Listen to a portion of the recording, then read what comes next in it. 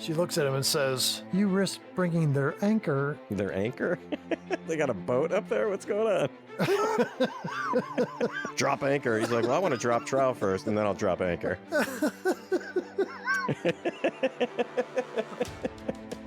Welcome to Damn It, Jim, the podcast, with your hosts, Dana Smith and Dan Calzaretta. This week, we're taking a deep dive into Season 2, Episode 16, Gamesters of Triskelion. Fuck, I see it and it screwed me up.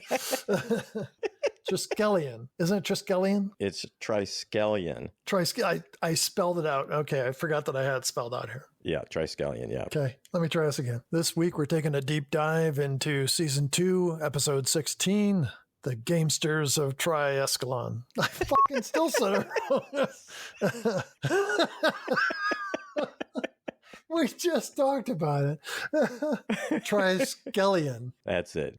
Okay, I'm moving on. Yeah, let's move on. So before we get to this week's exciting episode, we want to review some messages. Victor wrote to us and said, "The Trouble with Tribbles is, of course, one of my favorite original Star Trek episodes. My favorite scene was when Scotty threw the first punch in the brawl at the K-7 space station." So our good friend Zachary O'Donnell said, "One of my all-time favorites. Always enjoyable to see how action characters deal with goofy problems. Humor in this episode is awesome. This is much better than turning the crew into a musical ensemble. What a fiasco on Strange New Worlds." I don't suppose you saw that yet, Dan, the musical on Strange New Worlds. I haven't seen any of those. I was reading some about it, and I think it was really a divisive episode. It sounded like some people loved it. Some people really hated it. I gotta say, the way they came about with it was creative, but it's not Star Trek. There's no singing in Star Trek, unless it's Uhura. Or Riley. Yeah, and then that's bad singing. We got a message from our friend Pam, says, "Wow, a sponsor. So there's some company out there that you haven't alienated at least." Our good friend Cindy said, "A sponsor, that is awesome. I would not put my money on it being IKEA or any Hollywood wig company." True. We cut that tie a long time ago. So. Oh, yeah. That ship has sailed. Another friend from the Midwest, Bob from Chicago, said he'll be a listener for life, and he likes the idea of us doing the Twilight Zone for our next podcast. Do you have any other messages or comments, Dan? Well, we did get 2 phone calls, Dana. That's right. That's one more than we had last week. Well, it's double, actually. See, I'm pretty good at math. Yeah, we doubled in just 1 week, which is fantastic. By the way, here's a ramble jar question for you, Dana. If I gave you an option of taking $1 million, okay, I'm going to give you $1 million, or doubling 1 penny every day for a month, which one would you take? I'd take the $1 million, I think. Okay, let's see how it's looking for you. So at day 2, how much would you have? 2 cents. 2 cents, right? So at day 15, you'd have $163.84. At day 20, only 10 days left in the month. This is assuming the month has 30 days. So you'd have $5,242.88. So still looking pretty good. At day 30, $5,368,709.12. Can I change my answer? Yes. Well, here's what I'm getting to. If we just doubled the calls we got every day, at the end of a month, we'd have 5.3 million calls, Dana. I think we can do it. Wow. That sounds great. Yeah. Yeah. So anyway, even if we got 20 calls, that would be pretty good. Anyway, Dana, our first call is from one of our loyal listeners, Olivia, and I think she's been with us since the beginning, hasn't she? She started sending us messages on Facebook in the first season, for sure. Anyway, here is what she had to say. I love the last episode because the Tribbles episode is one of my favorites. It's actually the first episode I ever showed my younger siblings. Also, just listening to you guys talk and share your anecdotes and stories is probably one of the best parts of all the episodes. But anyway, I just love your guys' show. Keep doing what you're doing. Also, please, this would be awesome if you would do a special episode because you mentioned the Deep Space Nine triple episode. It would be epic if you guys talked through that one as well. Have a wonderful week, and as always, live long and prosper. Bye. Yeah, it was really nice to hear Olivia's voice and to hear her ideas on some things we should do for the show, including a special where we talk about the Deep Space Nine episode where they have the Tribble problem as well. Yeah, I actually love that episode. I mentioned it last week. That would be kind of fun. Yeah, I've never seen that episode. You haven't? No. Oh, this might be something we might want to consider then. Yeah, I think it's a good idea. So thanks, Olivia, for that phone call. It was great hearing from you. Dana, we also received a call from Bill in Lacey, Washington. Here's what Bill had to say. Hey, damn it, dude. Love this show. When I heard you had a sponsor, I figured it was going to be Space Age adult diapers. I was totally shocked. Congrats on the sponsor. Love the show. Keep it up. Take care. Ciao. So, Dana, he was surprised that our first sponsor was not an adult diaper company. You know, Dan, I think a lot of people were. The way we promoted North Shore diapers, I was sure that they were going to come on. Well, thanks, Bill, for taking the time to call. It was great to hear from you as well. And Dana, we would also love to hear from all of our listeners, you know, even if it was 5.3 million calls at the end of the month. We would work through all those. And we do have a phone number you can use and leave us a voicemail, of course. But here's the new challenge that I have for our listeners, Dana. Maybe we haven't been specific enough. We've said just call and leave some kind of comment. Well, I think a lot of people these days are struggling with whatever issues, you know, they're struggling with. I think they should call us with a problem they are trying to solve and ask us for our advice. Maybe they are having, I don't know, their love life maybe is in shambles and they want some advice. Or maybe they're, I don't know, time traveler who wants to share some stock market secrets with us or something. You know, maybe you don't get along with our neighbor. I mean, that could be too. Whatever it is, I think people should give us a call, leave us a message. Again, the number is 509-676-6298, and I'll put that in the show notes as well. Anyway, we'd love to hear from more of our listeners. And again, we doubled our calls this week from 1 to 2. Let's go for 4 next week. I think we can do it. Let's make a bet, Dan. Okay. Say how many calls you think we'll have next week. I'm going to say 6. I was going to go with 5. 5. Okay. So look, don't make either of us the losers. Listeners, just call that number. It could be a short message, could be a long rambling thing. Doesn't matter. We'd love to hear from you. Yeah, definitely. Dan, I think you got one more message. I think we got an email you want to discuss. Oh, yeah, that's right. We got an email from our friend Lou in Canada this week. He has also been a listener since season 1 and has been very forthcoming about our, I don't know, flaws, maybe? Is that the best way to put it? And occasionally our moments of brilliance. So going back to Wolf in the Fold, he did not like the way we, i.e. Dana, pronounced Argelius. He did like that we suggested that a phaser could be used to draw a chalk outline of the dead body. And we didn't call the transporter guy by his name, which is Kyle. So sorry about that, Lou. We'll try to make sure to get that right the next time. But thanks for the message. So thanks to all of our listeners for their emails, phone calls, messages. Keep those coming. Don't forget this Damn It Jim podcast is sponsored by PhotoBucket. PhotoBucket is an American company with over 100 million registered members. Dana, think of all the Star Trek memorabilia that must be out there already on PhotoBucket as we speak. Dan, we know that our listeners have a lot of Star Trek memorabilia, pictures and videos, including some vintage images that they would really hate to lose. Imagine if you could share your images with other like-minded individuals or groups. All those convention moments, those great cosplay triumphs, the time you got your picture taken with your favorite Star Trek actor. Be amazing. PhotoBucket gives you one secure place to store all those memories. No more digging around through old hard drives to find your pictures from that 1985 convention. With PhotoBucket, you can organize and even create stunning Star Trek themed albums. How about slideshows? I think that would be ideal. Yes, Dan, they can create slideshows. With PhotoBucket, the universe is unlimited. That's actually pretty awesome. And right now, PhotoBucket is offering 1 free month to our loyal listeners. What a great way to try it out. And PhotoBucket is also offering 1 terabyte of storage for only $5 a month. $5. That's a pretty good deal, Dana. How do our listeners get that free month? When you sign up for PhotoBucket, put in the code DAMNITJIM, and you will receive 1 month free. It's that easy, Dana. And don't forget, PhotoBucket integrates seamlessly with all your favorite social media platforms, making it easy for you to share your adventures and let your Star Trek spirit shine across the entire universe. So beam yourself up to PhotoBucket today and start preserving and sharing your Star Trek memories like never before. Don't wait, because the final frontier awaits your creativity. Visit photobucket.com now and unlock a universe of possibilities. Even Dr. McCoy could see the logic in this. Don't forget to use Damn It Jim when you sign up to receive a free month. Okay, Dan, let's see what's going on in the Enterprise this week as we discuss the Gamesters of Triskelion. So, Dan, we start with the captain's log. As Kirk says, we are entering standard orbit around Gamma 2, an uninhabited planetoid with an automatic communications and astrogation station. Ensign Chekhov, Lieutenant Uhura, and I will beam down and make a routine check of its facilities. Dan, do you know what an astrogation station is? Not really, no. Astrogation means to navigate in space. So it's a compass or something? Space compass. So Kirk leaves Spock in command. Chekhov, Kirk, and Uhura enter the transporter room and wait to be beamed down. Was it Ensign Kyle that was manning the post this time? I don't think it was. I don't think so. It was Scotty, actually, but there was somebody else there with him. There was, but I don't think it was Kyle. I don't think Scotty and Kyle get along. I think you're right. Kyle's Irish or English, and Scotty's Scottish. Yeah. They still hold a grudge. Oh, even into the 23rd century. That grudge is never going away, Dana. And it shouldn't either.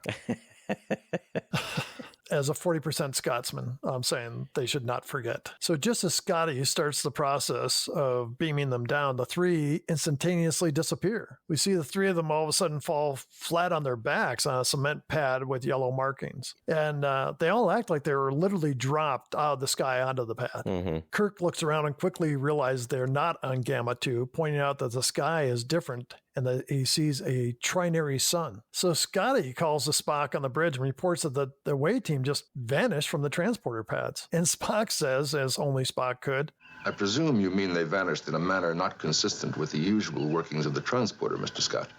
Aye, of course I mean that. You think I'd call you if they just beamed down? I love how Scotty kind of just gives it to Spock there. It's like, what do you think I am, a freaking idiot? Although, Dana, when he was reading his line, James Doohan, this is one of the things I have about this episode, Dana, and I might as well get started right now. It was as though he was looking at the script. And I got the feeling from all of the actors in this show that they got the script about 2 minutes before they started filming. It was just very wooden the way that things were delivered. I just hated it. Okay. Wow. Shall we move on to the next episode we're going to do? And no, because I want to vent my... I want to vent my displeasure all over this episode. On the planet, they try to use their communicators to reach the ship, but they're not working. We see this big, ugly guy with bad teeth and a knife approaching, and then another man carrying a knife, and then two women come out with weapons. Uhura sees them first, and Kirk orders phasers set on stun. Of course, the phasers don't work either. And Kirk says, hand to hand. I thought he was talking like form a chain. He actually meant hand-to-hand combat. Yeah. Well, did you notice? I'm sorry. I'm going to just... This is going to be one of those nights.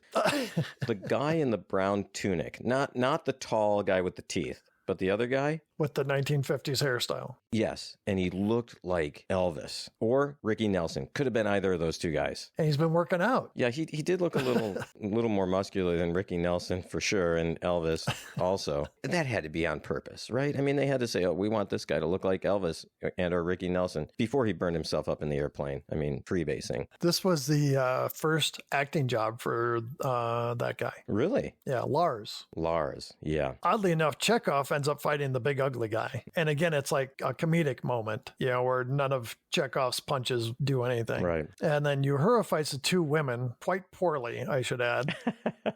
It looked like nobody really wanted to win a fight or even break a nail in that fight. Well, did you notice the weapons they had? They were leftovers from Spock's marriage. But they also looked like coat racks that had like a blade put on one end. I mean, see, this is the episode, Dana. It's just, yeah, not good. Okay. I see where we're going with this. Oh, yeah. And of course, Kirk takes on the knife-wielding guy with the 1950s hairdo. Chekhov is easily beaten by the big guy, and Uhura loses to the two women. The women were interesting, though. The one who had the yellow skin, yeah, she looked like an overgrown Oompa Loompa with jaundice to me. She needed to see a doctor. Yeah. So Kirk manages to get the upper hand on this 1950s guy, but then one of the women, wearing an aluminum foil halter top, hits Kirk from behind and then knocks him down and thrusts the spear end of her weapon at his throat. Well, the woman with the foil, she looked to me like her costume was made of Jiffy Pop foil containers, Dana. Yeah, I couldn't think of how to describe it, but that's right. Yeah. 2 Jiffy Pop foil containers. That have really popped. And they were popped full on. I didn't like Jiffy Pop, but now I think I'm going to go get some. 2 packages, though, of it I need. The cool thing about Jiffy Pop, man, was it wasn't even eating the popcorn. It was watching it pop. Yeah. I mean, I think we burned it half the time, Mm-hmm. but just the fact that you got to watch it pop. Did you get that like for special movie nights or something when you were a kid? Yeah, usually like my parents would go out on a Friday night or something something, and they'd leave us with my brother to, babysit us. And they'd always say, we left you some Jiffy Pop. For dinner?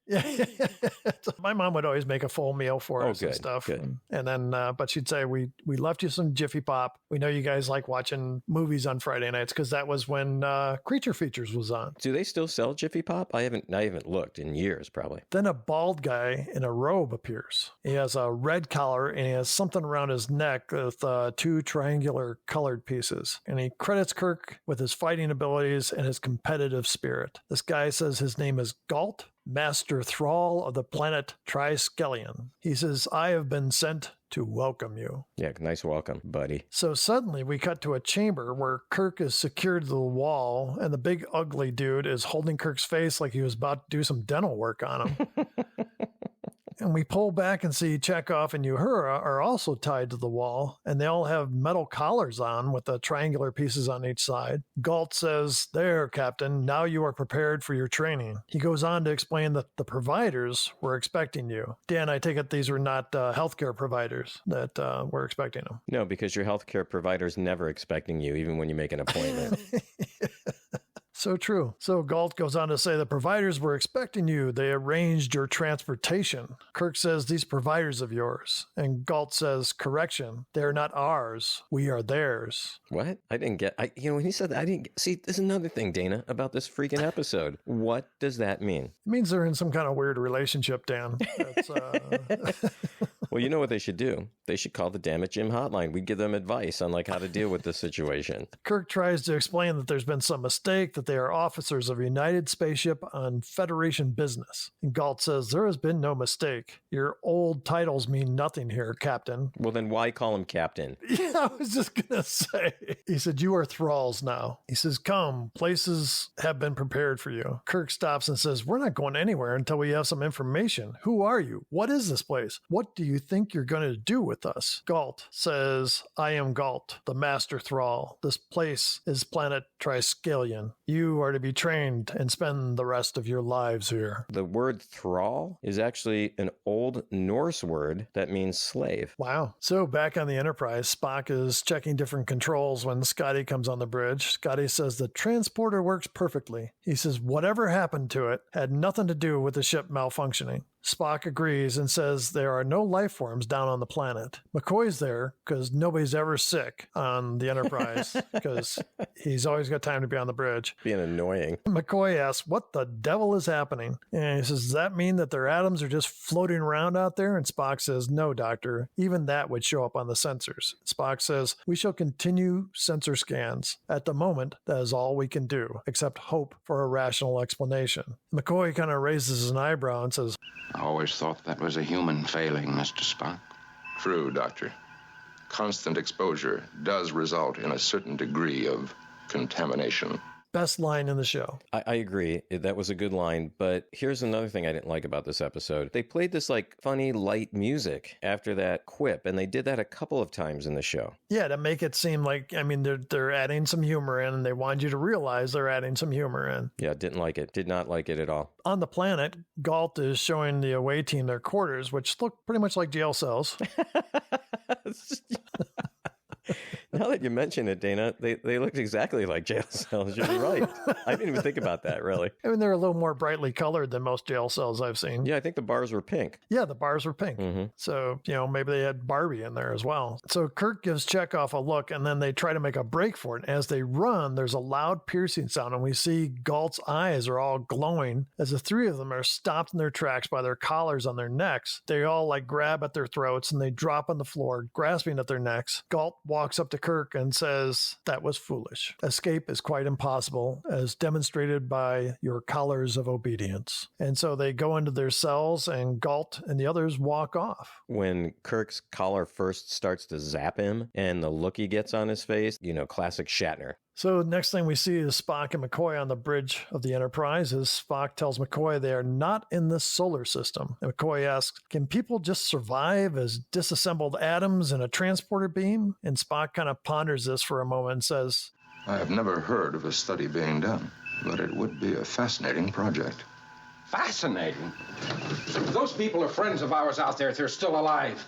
Precisely. Well, the odds are not good. No, I would say approximately 400. Don't quote odds and don't give me any more dispassionate logic, Mr. Spock. Just keep looking for them. I would welcome a suggestion, Doctor, even an emotional one.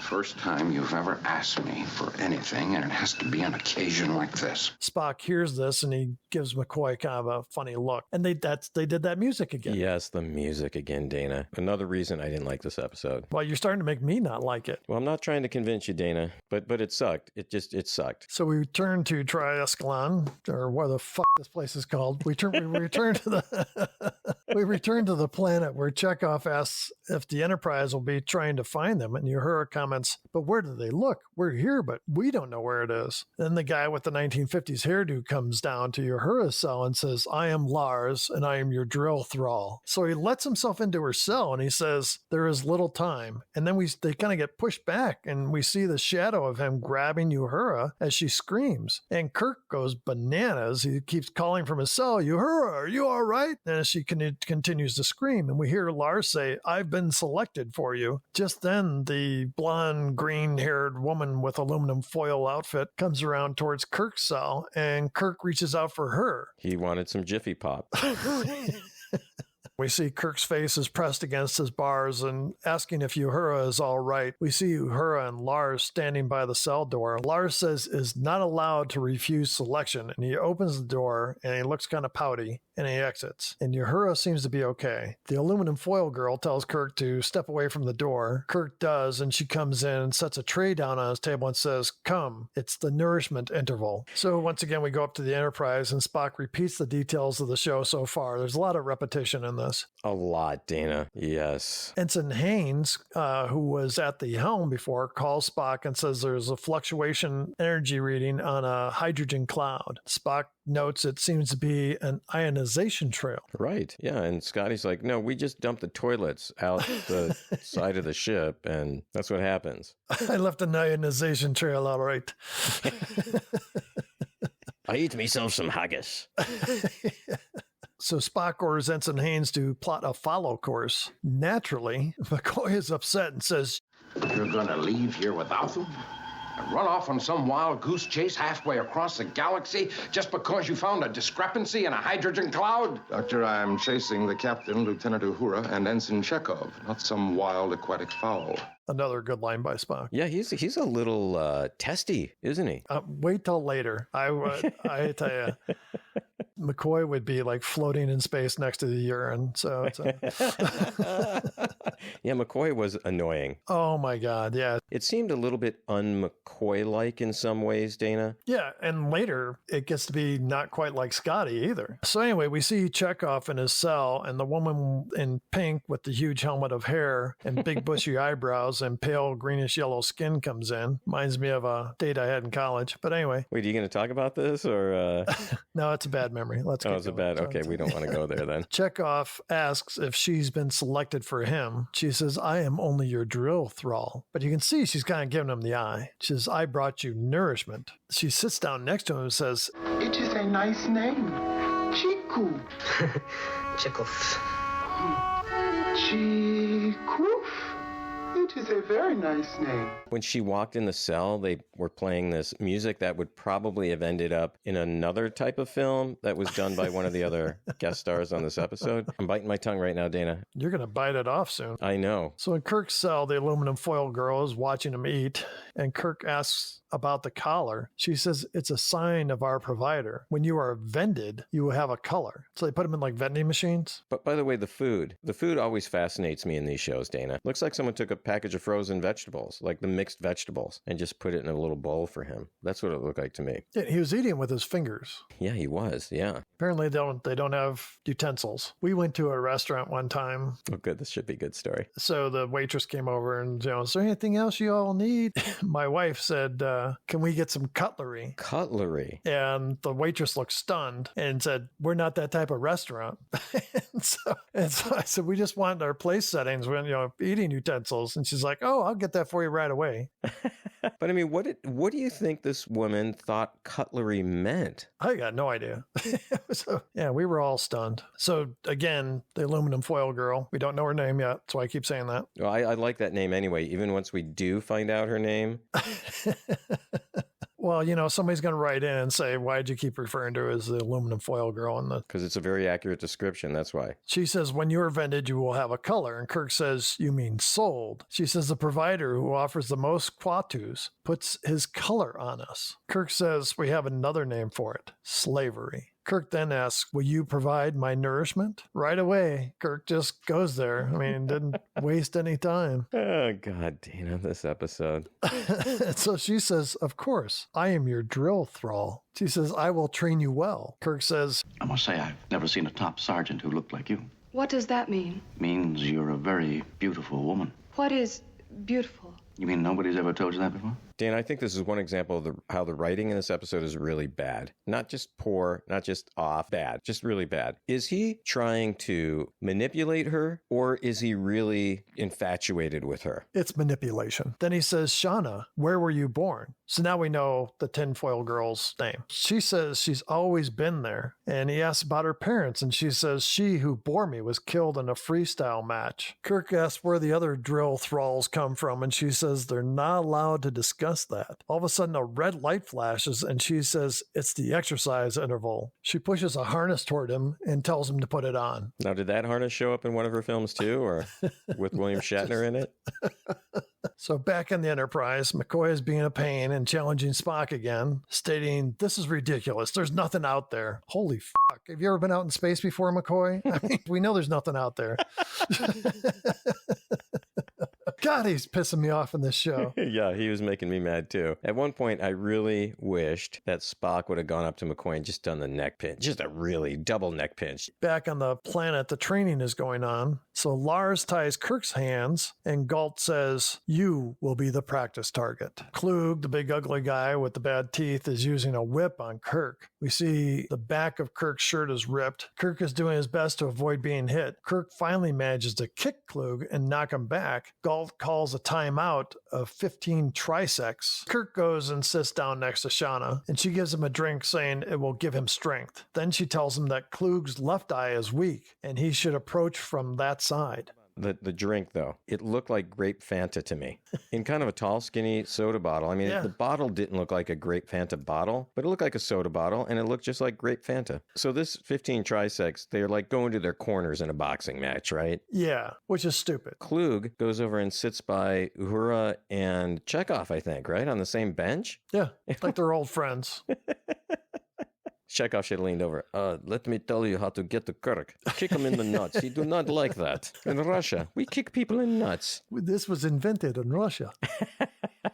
So when the match resumes, Kirk is dancing around, avoiding the whip. We also see that he is working to get his hands free. Kirk rolls and gets his hands in front of him, which was all Shatner, by the way. Yeah. It was quite the stunt. Yeah, it was good. He knocks Klug down, then runs behind him and jumps on his back, strangling him with the strap that bound his wrist. When they drop to the ground, there is a booming voice that says, hold. Galt says, we hold, Provider 1. And Provider 1 says, he bids 250 quatos. A bidding war starts with the other voices coming in, bidding on the newcomer, Kirk. Galt says the newcomer has been vended to Provider 1. Galt warns all three of them that now that they have been vended, any further disobedience will mean death. Kind of wished it would have happened, actually, because the show would have been over. Yeah, I was starting to feel the same. Yeah. You know, when the fight scene was going on, I meant to mention this. The camera shows Uhura watching the fight. It shows Chekhov watching the fight. Walter Koenig, who plays Chekhov, looked like he was about to start laughing or had been laughing during the fight scene. Oh, really? I didn't notice that. And, you know, the one who was playing Shauna, the look on her face was like, this is high art. Is this Shakespeare? Yeah, she had that kind of dumbfounded look on her face all the time. Emphasis on the dumb. So we go back to the bridge to see if McCoy is still being insubordinate. Now, Now, Scotty is strongly suggesting that they're on a fool's errand. So while Spock and the Enterprise are searching for their friends, it reminded me that I spent a lot of time searching for photos on my computer and extra hard drives, Dan. Yeah, Dana, spending hours looking for a special photo on the computer can be a real hassle. Didn't you sign up for PhotoBucket? You do know you can organize and create special albums of all your photos and videos. You know, I just dumped photos onto a hard drive, and I thought I'll go in there someday and I'll organize them. Well, today's the day, Dana. Put those videos and photos on PhotoBucket and create albums of your most memorable high school pictures, college pictures, even your wedding pictures. Just the second wedding, Dan. Okay. Well, remember, $5 gets you a full terabyte of memory on PhotoBucket. No one else is offering that much space, Dana. So you can get all of your pictures on there, all your vacations, all your family events, everything, all in one place. You're right, Dan. I'm going there now. Well, wait, hold on, Dana. Let's get back to the podcast. I'm sure everyone is wondering where Kirk and Shauna are right now. Back on the planet, Dan, Kirk is following Shauna on a jog. I was not expecting this. I was just going to say something again about the Jiffy Pop containers, but I won't. I won't stoop to that level. It's important to note Kirk is shirtless, only wearing the harness. Shauna doesn't seem winded at all. No. She's prepping for her future career, Dana. Getting those aerobic muscles going. Yep, she's going to need them. So Kirk asks why the providers like watching people be hurt and killed. And she says, that is the way. I love those really profound statements, by the way. Kirk says they sound mechanical. And Kirk asks if they have bodies. And she says, not such as ours. Kirk keeps asking questions and puts on the Kirk charm, saying, this sure is a pretty place. God. And I was kind of like, it's like ruins. Yeah. It's like, then he comes up behind her and puts his hands on her shoulders and he talks about the planets and stars. And she is just fucking clueless. Just. Okay, so here's a question that I have. Is she stupid because of the writing or the acting? I don't mean to make a lot of fun of this person. I mean, she's a human being and, had a life and everything. But I mean, her acting sucked. It seemed like it really sucked to me, but I don't want you to get upset with me, Dana. You could put Julie Newmar in her role and it still would have been bad. Are you angry? I beg to differ with you, Dan. Well, you would have just liked to see Julie Newmar wearing the Jiffy Pop containers. Dan, the writing's not great. I think she's supposed to be playing that she's just completely ignorant of everything except for the fighting. But she comes off just as dumb. And I think that's because the person who's acting is just really bad. And I hate to say that because I know nothing about acting. Well, you know what you like. Now, for us to really evaluate her acting, we need to kind of see the whole oeuvre. Is that the right word? I think it is. Oeuvre? Oeuvre means like your body of work. Well, we'd like to see her body working, but I think that's what it means, doesn't it? Oeuvre? Nobody's used that phrase with me. Maybe nobody wants to see my oeuvre of work. I don't know.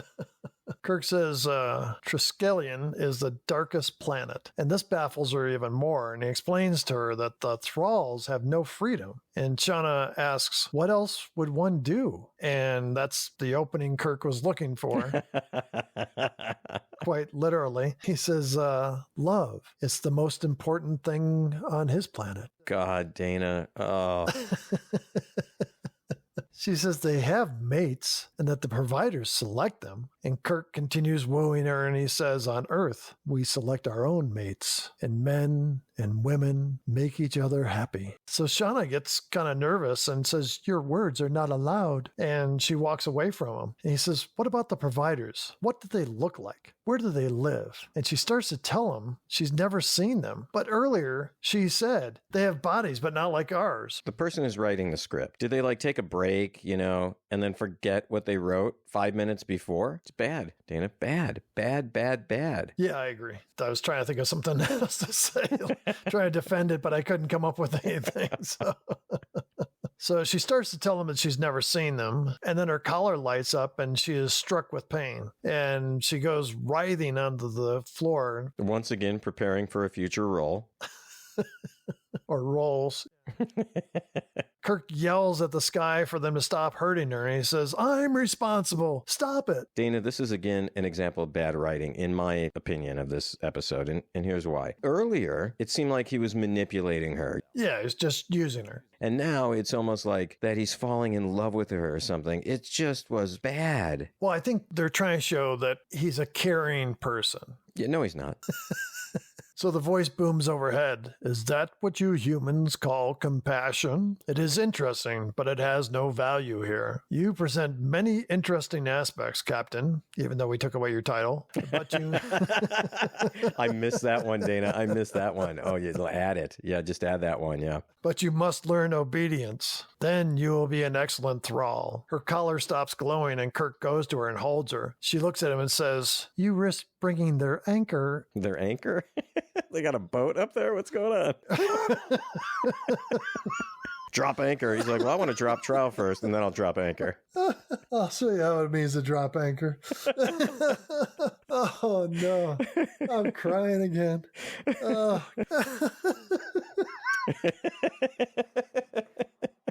So she looks at him and says, you risk bringing their anger on yourself. Why? He says, it's the custom of my people to help others when they're in trouble. And then he kisses her. And then she says, and this is where the good writing comes in, Dan. Okay, let's hear it. Is that also helping? I'm sure Kirk's thinking, well, it's helping me. But he says, you could call it that. And she looks at him and says, please help me once again. Oh my God, damn, it's so bad. And so Kirk kisses her. And then when they break the kiss, she says, I did not know it could be like this between people. So back on the ship, McCoy and Scotty are pacing together on the bridge, and Spock asks if they can go faster than Warp 6. Not Scotty and McCoy walking, but the ship. I'm glad you clarified that, yeah. Yeah, well, I realized when I said that it could have been misconstrued. Scotty says, it's my opinion that we've gone too far as it is. So McCoy approaches Spock. He says, he's right. We've lost Jim and the others on Gamma 2 and insists they go back to Gamma 2. And Scotty says, I'm in agreement with Dr. McCoy. Oh, Dan. Is this the part for you that was really the kind of the last straw? Scotty's an engineer, but he's also a military man. He knows the chain of command. Spock gets out of the chair and he walks around it. A little bit more private conversation with the two men. He says, I am in command of this vessel, and we shall continue on our present course, unless it is your intention to declare a mutiny. Mr. Spock, who said anything about a mutiny, you stubborn, pointed-eared? If we don't find them here, we still have another search on Gamma 2. Agreed. Now, Mr. Scott, could you manage Warp 7? I would be more than content to do so, sir, and maybe a wee bit more. What was all that? I don't know, Dana. For one thing, at this point in the show, McCoy would have been like on a tether outside the ship. Yep. Again, just another really bad piece of writing. Yeah, I was happy to see Scotty come around, but it just bothered me that they had to go there. I was really glad that Spock said, unless you want to have a mutiny, because I was like, I'm about to have a mutiny on this episode. Yeah, calm, Dana, calm. We don't want you to pop that shoulder. So back in Kirk's cell, Shauna brings him more quote-unquote nourishment. She drops the food off and starts to walk out, and Kirk asks if she was disturbed by what happened today. Which part? The bad acting? She says, you made me feel strangely. Then Kirk kisses her, and when they break the kiss, he punches her and knocks her out. What is happening in this episode? I'm about to punch myself. Dana. He says he's sorry. And then he lays her down on the bed and he takes the key to the cells, goes on and locks Uhura's and Chekhov's cells. So they leave the cell area. Galt appears and his eyes light up and they grab at their necks. He stops the pain and we hear the Provider 1 say, only a reminder, you Earth people are most unusual. On the bridge, Spock says sensors indicate only one concentration of life forms on the planet, humanoid readings. McCoy suggests that they beam down an attack force to the planet. And Spock disagrees, and McCoy argues with him a little more. Couldn't Spock put McCoy in the ion pod and just jettison him out?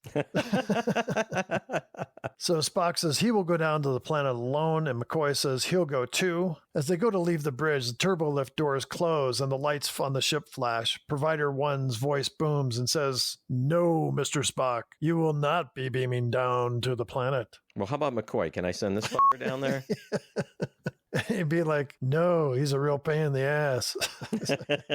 So down on the planet, they hear the provider's voice, and they can hear Spock and McCoy as well. And Kirk says, "The voice you're hearing is the provider's." Provider 1 says, "We use the term because we provide for their needs, and the term is easier for them to understand because they're stupid."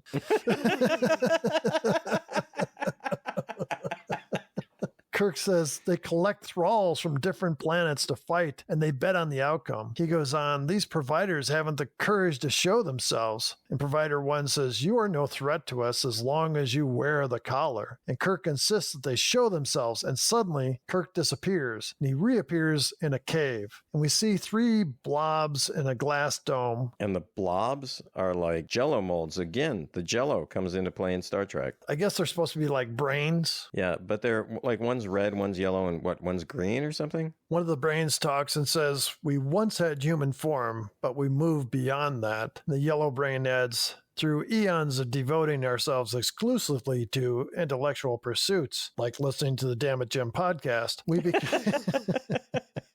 became the physically simple, mentally superior creatures you see before you." This sounds like a recycled idea from several other episodes of Star Trek. Kirk says a species that enslaves other beings is hardly superior. And Provider 3 says, "You're most interesting. We hoped you would improve our stock." And he's like, "Well, I'm already working on that." So Provider 2 adds, "Yes, the most interesting. Too bad you have to be destroyed." Kirk says, "Killing us will only bring about your own demise." He says, "You can't control the entire Federation." Provider 1 says, "Your ship will be destroyed by a magnetic storm. No one will know the difference." Kirk says, "And you call yourself superior? You're murderers without the spirit to really wager on the lives you take." And the providers ask for an explanation. So Kirk's playing chess with him, and he's got him. Kirk tells him that his people pride themselves on being the greatest, most successful gamblers in the universe. Kirk says, "I wager that my crew can overcome an equal number of thralls set against them." And he says, "If we win, the Enterprise goes free. Furthermore, you free all the thralls." The providers say, "They'll die without us." And Kirk says, "Not if you educate them." And then they ask, "And if you lose?" Kirk says, "If we lose, we will never make a bad television show again." And I'll give you the writer and the producer. You do whatever you want with them. Kirk says, "If we lose, we will remain here, the entire crew of the Enterprise." And the people up on the Enterprise are going, "What the fuck is he doing down there?" And McCoy is like, "Well, looks like Kirk's not down there either. Let's get out of this area." And even Spock's like, "I must agree with you, Doctor." The providers agree on one condition, that Kirk represent his crew against 3 contestants of our choosing. So Kirk pops back into the middle of the arena. They explain the fight is to the death and that he must stay on the yellow areas and his opponents must stay on the gray areas. And because they're nice people, they're going to allow the Enterprise to watch the match. Another recycled idea from Arena. Which I thought they could have used a Gorn in this episode, actually. Oh, that would have been great. Much better than the Andorian guy. So it's Kirk, Klug, Lars, and an Andorian, as you mentioned. And the fight goes on. He keeps knocking them down or pushing them back. Finally, he throws the spear and he kills Klug. Then, while he's fighting Lars, the Andorian throws a spear and Kirk ducks and it kills Lars. I was like, damn, there goes Elvis.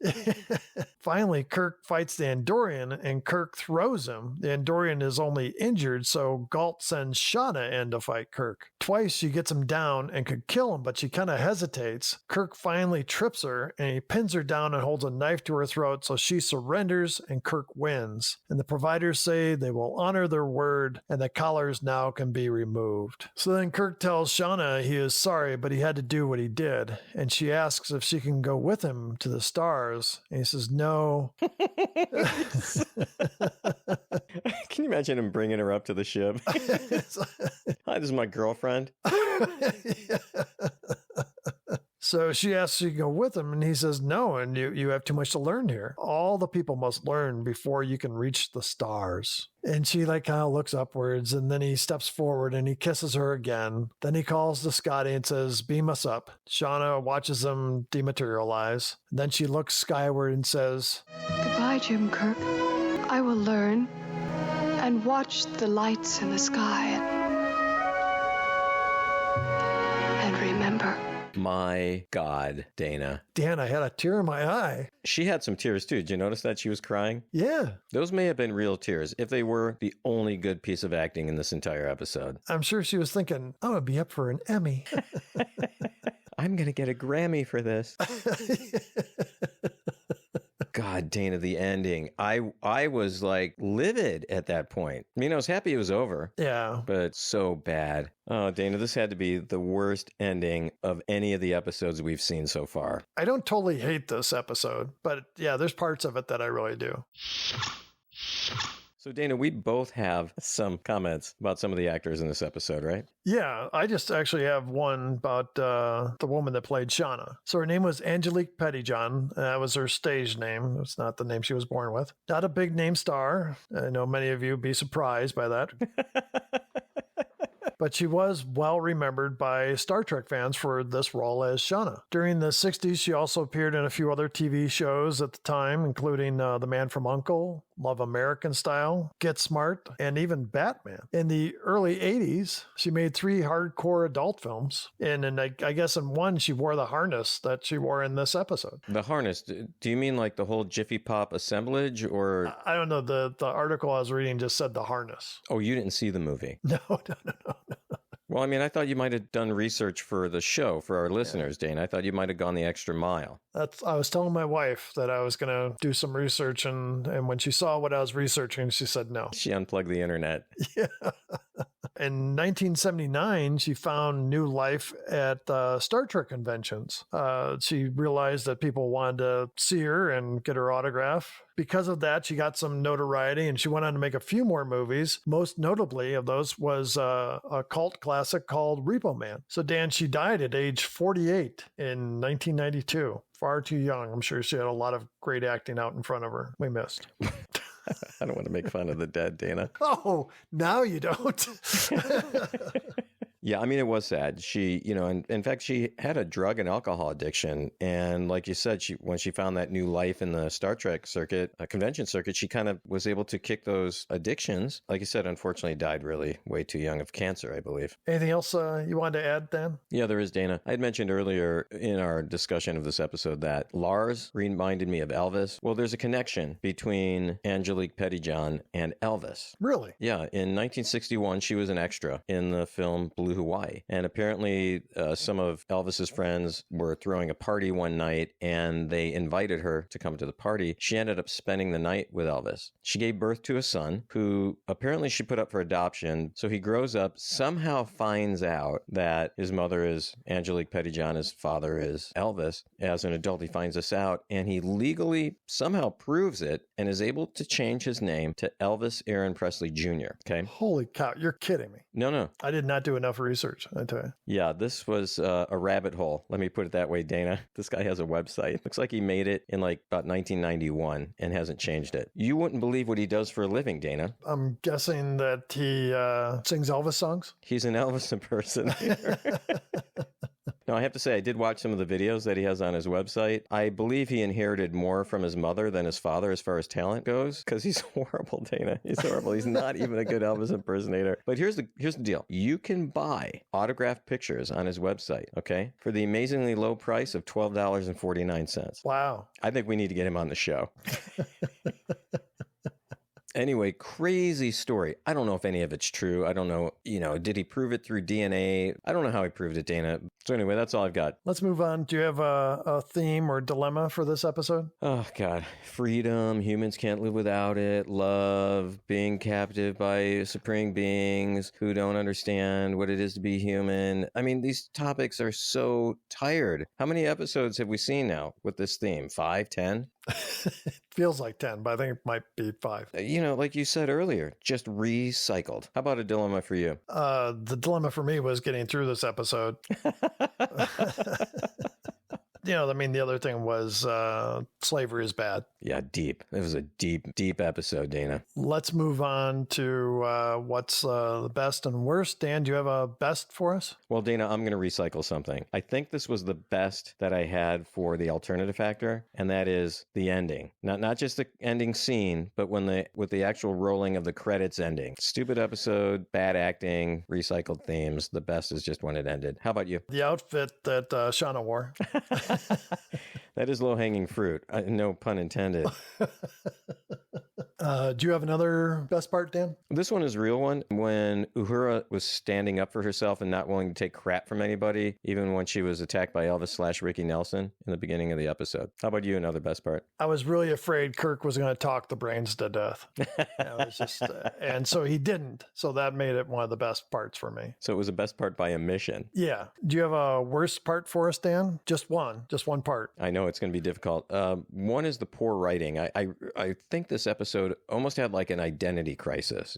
In some of the scenes, it was supposed to be funny and we had the music like you mentioned earlier, because apparently we're stupid and we had to hear the funny music to tell us that was a funny scene. And then other parts, there were like serious topics, about freedom and what does it mean to be human. It was a very, very scattered. So I think next to the alternative factor, this is the episode I hate the most so far. How about a worst part for you? Well, I talked about it quite a bit, but McCoy constantly challenging Spock. Seriously, Spock should have locked him in the brig at the very least for just gross insubordination. Do you get another worst part for us? Yeah, again, I don't want to speak poorly of the dead, but Angelique Pettyjohn, Dana, I don't know how someone gets this far and gets on a television show with a relatively major role and is such a poor actor. I just don't know how that happens. How about another worst part for you? The other aliens that were there on the planet didn't do anything for me. They just seemed kind of humanoid. Like I said earlier, they should have had a Gorn as one of the thralls. So, Dana, I believe this was the first episode of 1968, wasn't it? It was, Dan. It was released on January 5th, 1968. The number one song in the U.S. was Hello, Goodbye by the Beatles. And in the U.K., I think it's 3 or 4 weeks now, Hello, Goodbye by the Beatles. Where does this song come in their oeuvre? This is late. So, Dan, also, Alexander Dubček was chosen as leader of the something in Polish. Did you read these in advance, Dana? I thought I could wing it with Komunistika, Strana Czeska, Gotlaka, Unska, Vaska. Here's what you should do. Just channel your inner Chekhov and say it. How about we move on to something else? No, this is about the only... This is about the only other thing that was interesting on this date. He was chosen as the leader of Czechoslovakia. So the next interesting thing that happened was on January 6th, actually, Norman Shumway performed the first successful heart transplant in the United States, operating at the Standard University Hospital in California. The donor was a 43-year-old woman, Virginia May White, who had suffered a cerebral hemorrhage while celebrating her 22nd wedding anniversary. And her husband was like, yeah, okay, if you want to call it that, that's exactly what it was. Yeah. Had nothing to do with that drink that I gave her. The recipient was Mike Kasparek, a 54-year-old steelworker dying of viral myocarditis. Yeah, he had a heart problem, Dana.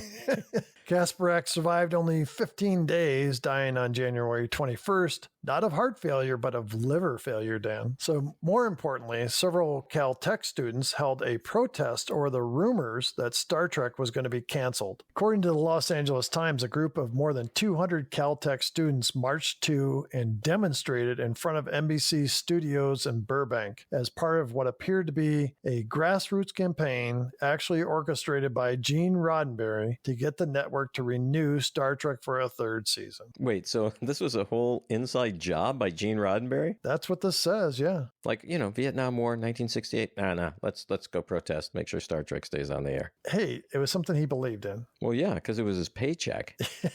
So, Dan, let's move on to the counts. Yes, let's do that, Dana. How about the dead crewman count this week? 0, Dan. We're still stuck at 44. The shirtless Kirk, rip shirt Kirk count. I counted 2 this week with a rip shirt and then no shirt. So that puts us up to 15. How about the he's dead count? No, as much as I was hoping that Spock was going to kill McCoy, nobody said he's dead. We're stuck at 12, Dan. I'm a doctor, not a fill in the blank. I'm a doctor, not a good officer on a starship. Would have been one that was usable for this show. But he never said that, so we had 0 again. The tally still sits at 8. All right, the supreme being count. I'm counting the Gamesters as supreme beings because they were able to control everything. So 1 for this week. What are we up to? That puts us at 9. How about a violation of the Prime Directive? If you think about it, they did kind of interfere with what this planet had going on, but it was wrong, Dan. It was wrong. Yeah, I mean, it was a violation of my senses watching this episode, but not the Prime Directive. So 0 this week. Leaves us at 6. And how about a taking over of the Enterprise? It wasn't for long, but those Gamesters did. They kept Spock from getting on the turbo lift and beaming down to the planet with McCoy, where I hope they would have left him. So 1 this week? And that puts us at a total of 7, Dan. Dana, before we go, we do want to thank our sponsor, PhotoBucket, for signing up on this mission through our voyage of the Star Trek original series. PhotoBucket, the go-to platform for all your photo and video sharing needs. PhotoBucket, where memories come alive. So whether you're a dedicated Trekkie or just discovering the wonders of the Star Trek universe, tune in to Damn It Jim, the podcast, and let PhotoBucket help you capture the essence of your own interstellar journey. Every picture and video you take today is a memory you'll treasure tomorrow. That's something PhotoBucket takes seriously. And what makes PhotoBucket different? Compression-free backup cloud storage means your pictures and videos won't lose quality over time. So that picture you take when your son goes to his first Star Trek convention will still look fresh and new when he goes to his 25th one. So remember, to get 1 month free, use the promo code DAMNITJIM when you sign up. So Dana, what do we have coming up next week? Dan, next week it's another Star Trek classic, A Piece of the Action. And I'm pretty sure we won't have many comments about Kirk and Spock dressing up in 1930s gangster attire. I'm looking forward to reviewing this one, Dana. I really do like this episode. I do too. It's a little bit fun, a little bit serious. It's got pretty much everything except for Julie Newmar.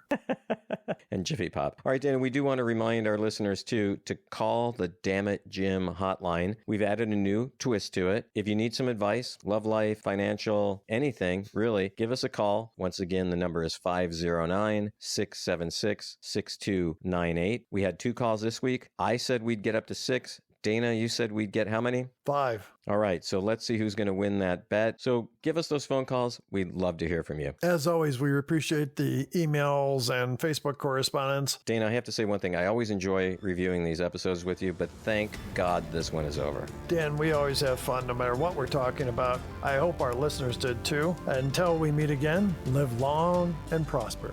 Thanks once again for listening to Damn It Jim, the podcast. We'd love to hear from you. Please send us an email at damnitjimpodcast@gmail.com or join the discussion on Facebook, YouTube, or Instagram. You can also give us a call on the Damn It Jim hotline at 509-676-6298. Make sure to join Dan and Dana next week for the episode A Piece of the Action. Enjoy the rest of your week, and until we see you again, make sure to live long and prosper.